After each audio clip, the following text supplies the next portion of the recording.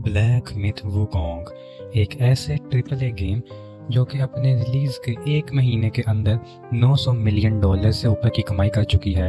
ये गेम इतनी पॉपुलर हो चुकी है कि अभी आप किसी भी गेमिंग क्रिएटर के चैनल पे जाओ, मोस्ट प्रोबेबली वो इस गेम पर या तो स्ट्रीम कर रहे होंगे या फिर कर चुके होंगे।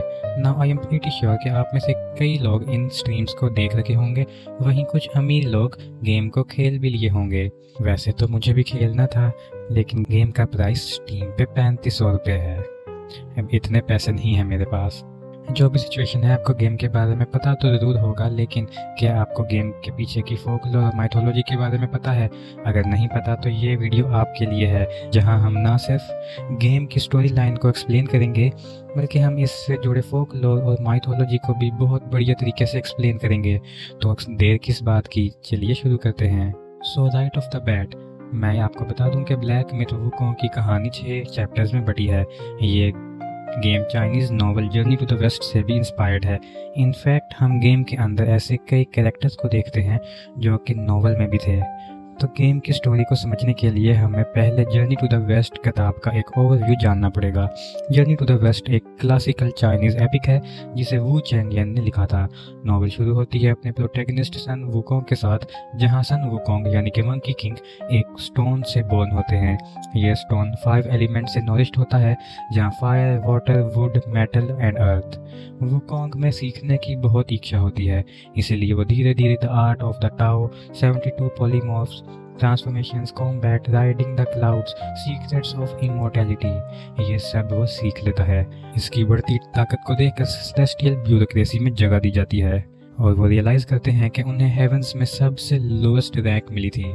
ये देखकर उन्हें गुस्सा आ जाता है और वो सेलेस्टियल कोर्ट में खूब उधम मचाकर वहां से चले जाते हैं। इनफैक्ट वो खुद को ग्रेट सेज इक्वल विलन भी डिक्लेयर करते हैं। तब लॉर्ड बुद्धा इंटरवीन करते हैं और सन वुकोंग को एक माउंटेन के नीचे 500 साल के लिए कैद कर देते हैं। वैसे लॉर्ड बुद्धा कैसे कैद किए थे, इसकी अपनी एक कहानी है। साथ ही वुकोंग की इमॉर्टैलिटी हासिल करने को भी 7 बार, उसकी भी एक कहानी है, जिसे हम कभी और एक्सप्लेन करेंगे। But the point here is, mountain के नीचे कैद होने के बाद कहीं ना कहीं वुकोंग को अपने एक्शंस को रिकॉन्ट करने का सिला मिला। अब नॉवल में हम मिलते हैं बुद्धिस्ट मॉन्क कैंग सुजान से। लॉर्ड बुद्धा उनसे कहते हैं कि वो इंडिया जाके वहां से बुद्धिस्ट सूत्रास को लेकर वापस चाइना आए। क्योंकि इंडिया चाइना के वेस्ट या साउथ वेस्ट में आता है, इसलिए नॉवल का नाम है जर्नी टू द वेस्ट। और खैर अब अकेले जाने में खतरा था, इसलिए मोंग सनजांग को अकम्पनी करते हैं सन वुकोंग, जू बिजाई जो कि हाफ पिग हाफ ह्यूमन है, और शाह वुजिंग। ये तीनों ही सेलेस्टियल कोड यानी कि जेड एम्परर के खिलाफ गए थे और लॉर्ड बुद्धा के टीचिंग को रिजेक्ट किए थे। इनके लिए ये जर्नी एक चांस था ताकि वो अपने एक्शंस को रिफ्लेक्ट कर पाएं और लॉर्ड बुद्धा की टीचिंग्स को एक्सेप्ट कर सकें। अपनी जर्नी में ये डिफरेंट मॉन्स्टर्स और आबुदाओं को इनकाउंटर करते हैं एंड रिलीजियस अवेयरनेस पाते हैं।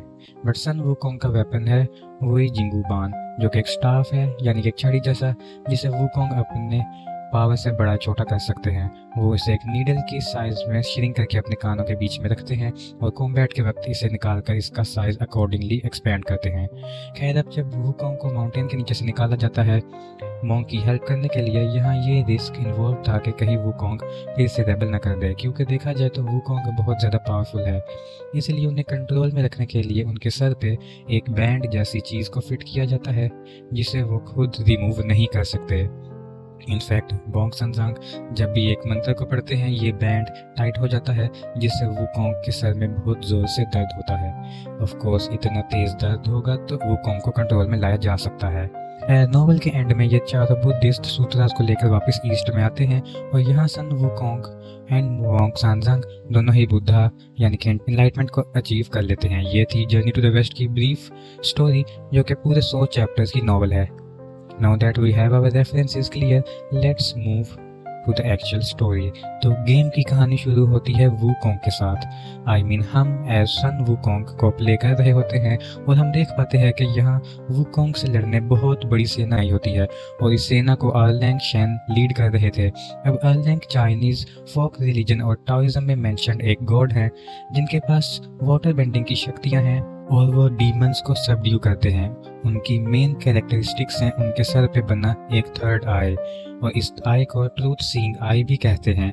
दरअसल दोस्तों इस गेम की जो कहानी है वो शुरू होती है जर्नी टू द वेस्ट की कहानी के बाद। होता यह है कि सन वुकोंग को इस जर्नी के बाद सेलेस्टियल कोर्ट में जगह दी जाती है और उन्हें उस लाइफ में इंटरेस्ट नहीं आ रहा था। बेसिकली उन्हें अपने ट्राइब के साथ अपने माउंटेन्स में ही रहना था, जहाँ उनके फ्रेंड्स हैं आसपास, उनका अपना घर है। बट सेलेस्टियल कोर्ट को ये बात पसंद नहीं आई और इसीलिए ऑरलैंग शेन इतनी बड़ी सेना लेकर आए हैं और वो माउंटेन को भी तोड़ने वाले हैं, वुकोंग को भी पीटने वाले हैं एंड उसकी काइंड पर भी हमला करके उन्हें भी मारने वाले हैं। इसी बात पर सन वुकोंग और ऑरलैंग की 1-on-1 ड्यूअल हो जाती है, जहाँ पर एक बढ़िया सा क्लाउड वाला सेटअप था और इस ड्यूअल को तो आप लोग कई बार देख चुके होंगे यूट्यूब पे।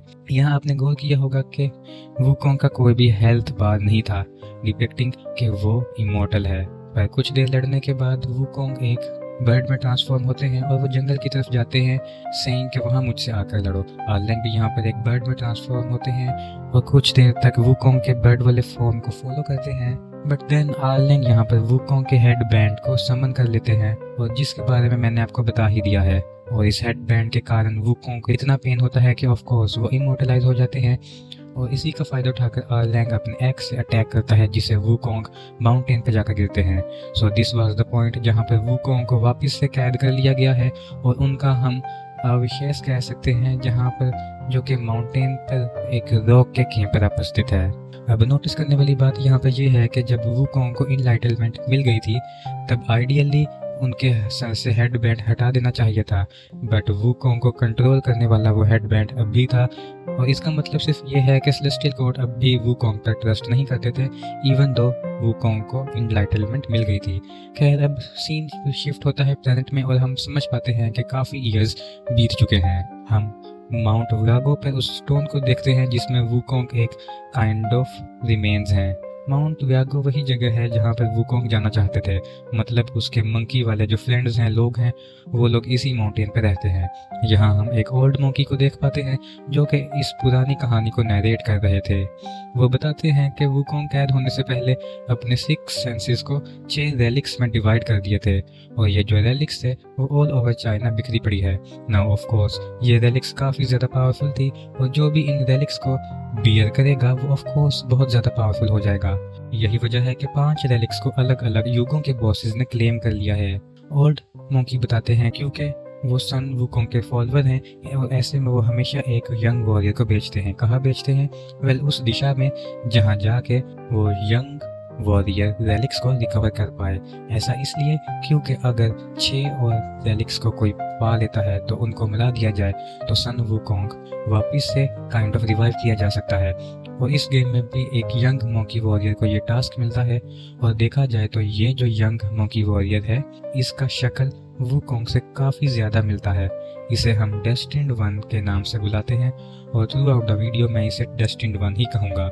और इसी पॉइंट से गेम की कहानी शुरू होती है। तो हाँ, भले ही गेम के शुरू में आप एज वुकोंग खेलते हैं but through out the game आप एंड तक एज डेस्टिन्ड 1 खेलते हैं। तो कंफ्यूज मत होना, आप एज सन वुकोंग नहीं खेलते मेजॉरिटी ऑफ द गेम। वैसे डेस्टिन्ड 1 और वुकोंग के बीच काफ़ी ज़्यादा सिमिलैरिटीज़ हैं। लाइक फर्स्ट ऑफ ऑल दोनों ऑफ कोर्स सेम तो दिखते हैं, साथ ही डेस्टिन्ड 1 के पास एक साइज चेंज करने वाला स्टाफ है जिसे वो एज नीडल अपने कान के पीछे रखता है।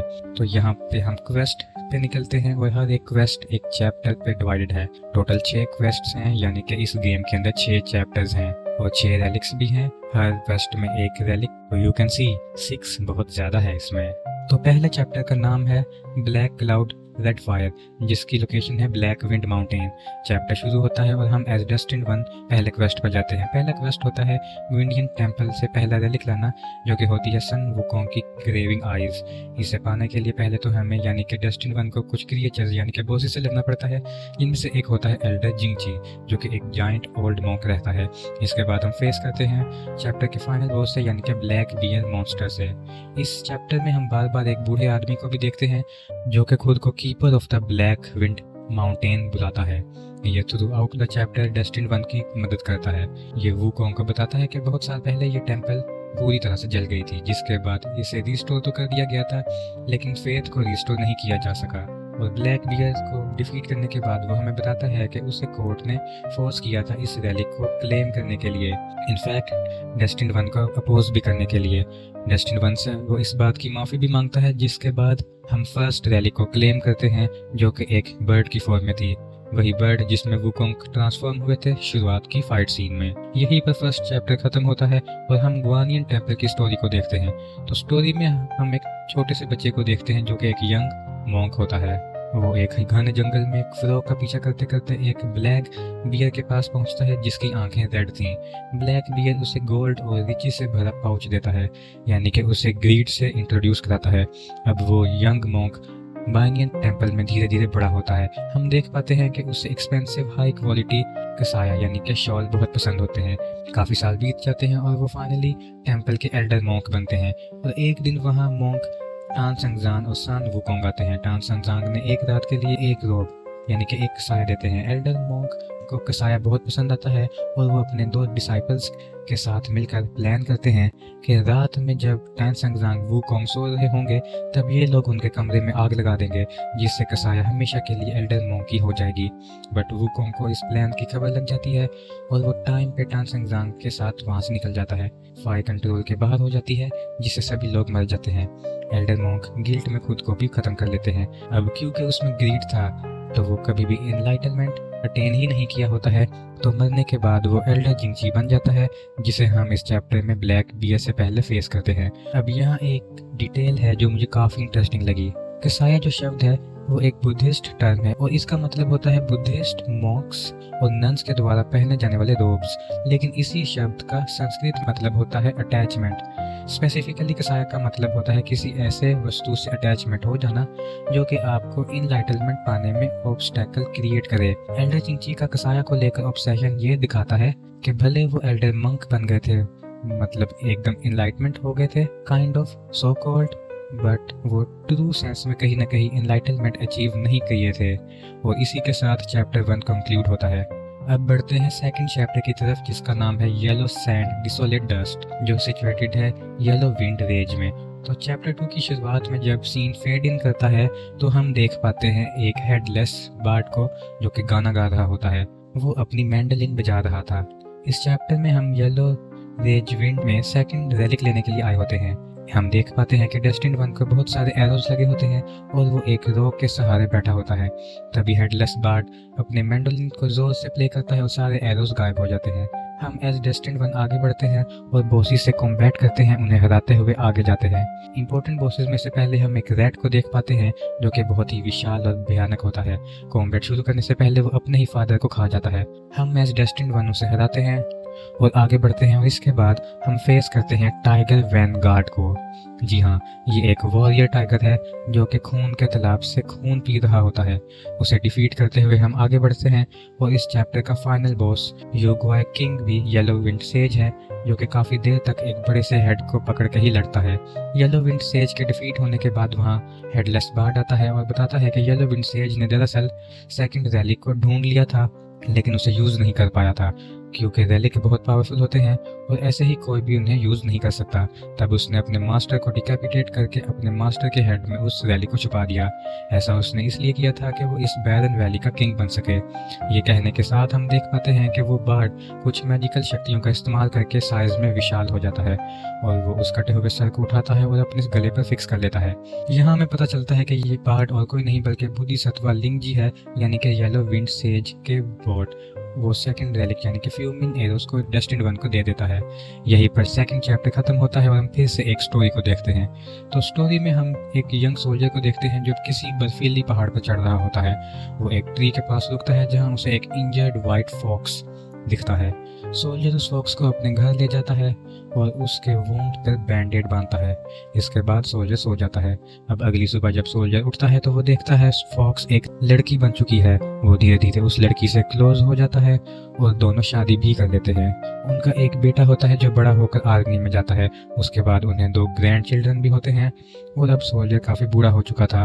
तो एक दिन जब वो शाम में अपने घर लौटता है तो वो देखता है कि किसी ने उसके दोनों ग्रैंड चिल्ड्रन को मार डाला है। वो घबरा के अंदर वाले रूम में जाता है और देखता है कि एक फॉक्स डीमन उसके बेटी को खा रही होती है। इतने में सोल्जर की नींद खुलती है और वो देखता है कि इंजर्ड फॉक्स अब भी उधर ही सो रही होती है और ये सब कुछ सिर्फ और सिर्फ एक सपना था। इसके बाद हम सोल्जर को उसके घर के बाहर निकलते देखते हैं और वो फॉक्स को एक ब्लैंकेट की तरह अपने कंधे पर डालता है, विच इंडिकेट्स के सोल्जर ने फॉक्स को मार दिया था और उसके फर से अपने लिए एक रग बना लिया। इसी के साथ चैप्टर 2 कंक्लूड होता है। तो अब आते हैं थर्ड चैप्टर पे, जिसका नाम है क्वाइट स्नो आइस कोल्ड, जिसकी लोकेशन है द न्यू वेज। इस चैप्टर में द डेस्टिन वन एक बार फिर यागुआइस के बॉसी से लड़ते हुए आगे बढ़ता है। डेस्टिन वन यागुआ किंग कैंग जिन स्टार को डिफीट करके ज़ुबाजी को फ्री करवाते हैं। ज़ुबाजी जर्नी टू द वेस्ट के 4 मेन कैरेक्टर्स में से एक था, जो कि हाफ पिग और हाफ ह्यूमन होता है। डेस्टिन वन और ज़ुबाजी साथ में आगे बढ़ते हैं और इस चैप्टर के final boss Yaoguai King Yellowbrow को हराते हैं, जिसके बाद बोधिसत्वा मैत्री इन्हें थर्ड रेलिक यानी कि ओएब्रिस नोज देते हैं। यहीं पर थर्ड चैप्टर खत्म होता है और हम फिर से एक स्टोरी को देखते हैं। इस स्टोरी में हम देखते हैं कि एक विशाल क्रिएचर को, जो कि समुद्र में फ्लोट कर रहा होता है, जो कि एक फिशर की फिशिंग नेट में फंस जाता है। गांव वालों को समझ नहीं आ रहा था कि ये विशाल काय जीव है क्या। तभी वो क्रिएचर बीच में लेटे हुए ही अपने लंबे नेल से खुद को स्क्रैच करता है।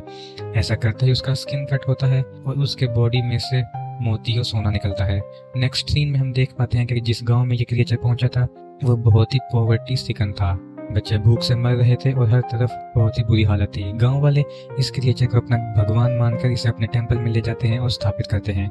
ये क्रिएचर इस गांव के बच्चों को हील करता है और मछलियों की बारिश करता है। बेसिकली इस गांव की सारी प्रॉब्लम्स को सॉल्व करता है। वैसे काफी टाइम बीत जाता है और गांव पूरा बदल चुका था। इनफैक्ट इस क्रिएचर का मंदिर भी बहुत बड़ा और सुंदर बन चुका था। गांव वाले इस क्रिएचर को पूछते हैं, खाने का भोग लगाते हैं और इसके साथ टेंपल में हमेशा लोगों का आना जाना लगा रहता है। फिर एक दिन एक गांव वाले के मन में लालच आता है। वो क्रिएचर के स्क्रैच करने का वेट नहीं करना चाहता था, इसीलिए वो अपनी नाइफ से ही क्रिएचर की बॉडी पर एक बड़ा सा कट लगा देता है। कट लगाते ही क्रिएचर को बहुत ज्यादा दर्द होता है पर काफी सारे मोती भी गिरने लगते हैं। ये देखकर सभी गांव वाले उन मोतियों को लूटने लगते हैं एंड इवेंचुअली और भी लोग अपने हाथों से उस पर अटैक कर देते हैं। लालच में आकर वो सभी उस क्रिएचर को बुरी तरह खत्म कर देते हैं। नेक्स्ट सीन में हम देख पाते हैं कि वो गांव पूरी तरह से नष्ट हो चुका था। देखकर ऐसा लग रहा था कि समुद्री तूफान की वजह से गांव पूरी तरह बर्बाद हो गया है। यहाँ उस क्रिएचर को बेसिकली उसके रिमेन्स को भी देख पाते हैं। तभी वहाँ पर एक मॉन्क आता है और वो क्रिएचर से बात करते हुए सुनते हैं। वो मॉन्क से कहता है कि उसने अपनी बात एक बार फिर से प्रूव कर दी। दरअसल इन दोनों में एक बेट लगी थी जिसमें क्रिएचर ने मॉन्क से बोला था कि ह्यूमंस की पूजा में भी फ्लॉ है। इस बात को प्रूव करने के लिए वो यहाँ आता है। इस बात पर मॉन्क बोलता है कि क्रिएचर ने सिर्फ जीतने के लिए लोगों के मन में केओस प्लांट किया और लास्ट में खुद भी खत्म हो गया। बेसिकली यहाँ पर ग्रीड मतलब कि ह्यूमंस के लालच को दिखाया गया है and how they were being tested. और इसी के साथ ये चैप्टर भी खत्म होता है। फोर्थ चैप्टर का नाम है रोजी चीक्स ग्रे हेयर, जो सेट है द रैबिट हॉलो में। डेस्टिन और ज़ुबाजी फोर्थ रेलिक ढूंढते हुए वाइकेट स्पाइडर के पास पहुंचते हैं तो हमें पता चलता है ये स्पाइडर डीमन और ज़ुबाजी एक दूसरे को पहले से जानते हैं और ज़ुबाजी वॉलेट स्पाइडर की सबसे छोटी बेटी का पिता है। वॉलेट स्पाइडर ज़ुबाजी को कैप्चर कर लेती है और ज़ुबाजी से शादी करके उसकी फीस्ट करने वाली होती है। उसने अपने पिछले हस्बैंड के साथ भी यही किया होता है। ऐसे में डेस्टिन वन ज़ुबाजी को बचाता है और वो वॉलेट स्पाइडर से लड़ता है। इसके बाद वो इस चैप्टर के फाइनल चैप्टर 100 आइड डाविड मास्टर को फेस करता है, जिसके बाद उसे फोर्थ रेलिक यानी कि इनवाइस्टस टंग मिल जाती है। और इस बार हम ज़ुबाजी की स्टोरी को भी देखते हैं। हम देखते हैं कि कैसे वो पहले सेलेस्टियल किंगडम में रहने वाला एक नॉर्मल एडमिरल था जो कि मून गॉडेस के लिए ऑब्सेस्ड होता है। वो एक दिन एक नॉर्मल लड़की से टकराता है और उसकी तरफ ध्यान नहीं देता। कुछ दिनों बाद वो देखता है कि मून गॉडेस किसी और से प्यार करती है और क्योंकि उसने एक गॉडेस को डिजायर किया था तो उसे हेवन से बैनिश कर दिया जाता है। उसे हाफ पिग और हाफ ह्यूमन में कन्वर्ट कर दिया जाता है। ऐसा होने के बाद कोई भी लड़की उसमें इंटरेस्ट नहीं दिखाती। उसे अपने रिफ्लेक्शन को देखकर बहुत बुरा फील होता है। और एक दिन वो एक खूबसूरत लड़की से मिलता है जो कि एक शेप शिफ्टिंग स्पाइडर होती है। ये वही लड़की होती है जिससे वो हेवन में टकराया था। वो दोनों एक रोमांटिक मोमेंट स्पेंड करते हैं बट ज़ुबाजी जब उससे मिलता है तब वो तांग सजांग और वो कॉन्ग के साथ अपनी जर्नी पर था। जी हाँ, हम बात कर रहे हैं जर्नी टू द वेस्ट के बारे में। इसलिए उसे वॉलेट स्पाइडर को छोड़कर जाना पड़ता है और इसी के साथ चैप्टर 4 भी कंक्लूड होता है। अब 5th चैप्टर का नाम है गोल्डन चाइल्ड क्रिम्सन ब्लड, जो सेट है फ्लेमिंग माउंटेन्स में। डेस्टिन वन ज़ुबाजी 5th रेलिक चुराने के लिए बुल किंग डीमन को ढूंढते हैं। यहाँ डेस्टिनी 1 को पता चलता है कि दरअसल रेड बॉय ने अपने पापा यानी कि बुल डीमन किंग को कैद करके रखा था। ऐसे में डेस्टिनी 1 डीमन किंग और राक्षसी की बेटी रेड बॉय को फेस करता है और जैसे ही रेड बॉय को हराता है वो फिर से रिवाइव हो जाता है और इस बार एक यक्षा के रूप में होता है। यक्षा बेसिकली एक डेमीगॉड्स को कहते हैं। डेस्टिनी 1 फिर से एक बार रेड बॉय को हराता है और इस बार रेड बॉय खुद की जान ले लेता है क्योंकि वो हेवन में कैद होकर नहीं रहना चाहता था। इसके बाद हम बुल्किन की स्टोरी को देखते हैं और हम देखते हैं कि कैसे बुल्किन और सन वुकोंग की बॉडी मिलती है और वो काफ़ी सैड होता है। एक फ्लैशबैक में हम देख पाते हैं कि कैसे बुल्किन और सन वुकोंग फ्रेंड्स हुआ करते थे। इनफैक्ट जब पहली बार वुकोंग हेवंस के अगेंस्ट बैटल किए थे तब बुल्किन भी उसके साथ था। एनीवेज हम राक्षसी को देखते हैं और बुल्किन से कहती है कि उसे चाइल्ड बियरिंग रिवर से पानी पीने के लिए फोर्स किया गया। दरअसल एक पूरी रेस है वुमन की जो जब इस रिवर से पानी पीती है तो वो प्रेग्नेंट हो जाती हैं। इसके बाद हम देखते हैं कि वुकोंग राक्षसी के फैंग को लेने आता है।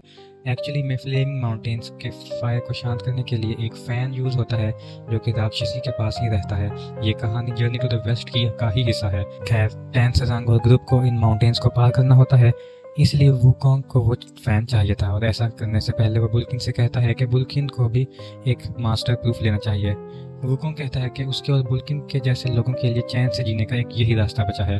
तब जुबाजी आता है कहता है कि उसने बुल्किन की वाइफ को मार डाला है जो कि एक फॉक्स थी। यह सुनकर बुल्किन बहुत ज़्यादा गुस्से में आ जाता है और उसे लड़ने के लिए हेवनली फोर्सेस को भी बुल्किन का साथ देना पड़ता है। फाइनली वो सब मिलकर बुल्किन के हेड को डिकैपिटेट कर देते हैं। फ्लैशबैक यही खत्म होता है और हम एक बार फिर बुल्किन को वुकोंग की डेड बॉडी पकड़े हुए देखते हैं। वुकोंग बताता है कि उसने ये सब इसलिए किया कि उसे लगा था कि अगर वो इनलाइटनमेंट पा लेगा तो बुद्धा उस पे और उसके काइंड पर मर्जी दिखाएंगे, उन्हें उनकी मर्जी से जीने का परमिशन दे देंगे।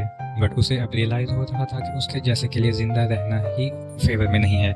यहाँ होता है एक रिवील ट्विस्ट और हम देख पाते हैं कि वुकोंग ने अपनी इच्छा से अपने कॉन्शियंस को डिवाइड नहीं किया था बल्कि आर्लैंग ने उसकी बॉडी को बुचर कर दिया था और यागुए को उसको गार्ड करने के लिए दे दिया था। इसी के साथ 5th चैप्टर भी खत्म होता है। इसके बाद फाइनली हम आते हैं 6th चैप्टर में जो कि फाइनल चैप्टर भी है। ये चैप्टर अभी अनफिनिश्ड है इसीलिए इसका कोई नाम नहीं है। यहाँ डेस्टिनी 1 ने 5 रेलिक्स इकट्ठा कर लिए हैं और अब वो वुकोंग के मिथिकल आर्मर को ढूंढ रहा होता है। यहाँ डेस्टिनी 1 पहली बार समरसॉल्ट क्लाउड को यूज करता है और इससे पहले हम सिर्फ वुकोंग को इसे यूज करते हुए देखा था। जैसे जैसे डेस्टिनी 1 अलग अलग बॉसेस को डिफीट करता है वैसे वैसे आर्मर के अलग अलग पीसेस उसको मिलते जाते हैं। डेस्टिनी 1 सारे बॉसेस को हराने के बाद एक बार फिर से माउंट वुकोंग पर पहुंचता है और वहाँ उसे वो ओल्ड मंकी मिलते हैं, वही जिन्हें हमने गेम के स्टार्ट में सन वुकोंग की लेजेंड की कहानी सुनी थी। यहाँ ओल्ड मंक रिवील करते हैं कि 6th रेलिक यानी कि वुकोंग्स माइंड तभी खो गया था जब उसकी मृत्यु हुई थी, यानी कि रियल वुकोंग जा चुके हैं और अब उन्हें कभी भी रिवाइव नहीं किया जा सकता। बेसिकली इस जर्नी का सोल पर्पस था डेस्टिनी 1 को इस लायक बनाना कि वो वुकोंग के वेपन को आर्लैंग को एक्सेप्ट कर सके और वुकोंग की जगह ले सके। यानी कि सही मानों में डेस्टिनी 1 ही 6th रेलिक था, यानी कि वो वुकोंग की फ्री माइंड को रिप्रेजेंट करता है और अब से न्यू सन वुकोंग है। इसके बाद डेस्टिनी 1 वुकोंग की स्टोन बॉडी यानी कि जिसके पास ना ही माइंड है और ना ही सोल उससे फाइट करता है। क्योंकि गेम अभी तक कंप्लीट नहीं है इसलिए हमें अभी तक सिर्फ 2 ही एंडिंग्स देखने को मिली हैं। एक जहां डेस्टिनी 1 वुकोंग की लेगेसी को फुलफिल नहीं करता और उसे भी वुकोंग की तरह ही वो हेडबैंड पहनना पड़ता है एंड देन न्यू डेस्टिनी 1 का इंतजार करना होता है। सेकंड एंडिंग में डेस्टिनी 1 वुकोंग की लेगेसी को फुलफिल कर लेता है और हेडबैंड पहनने से मना कर देता है। तो दोस्तों ये थी ब्लैक मिथ वुकोंग की अब तक की कंप्लीट स्टोरी। तो दोस्तों आपको ये वीडियो कैसा लगा हमें कमेंट्स में ज़रूर बताइएगा। अगर वीडियो अच्छी लगी हो तो लाइक करें और चैनल को सब्सक्राइब करें।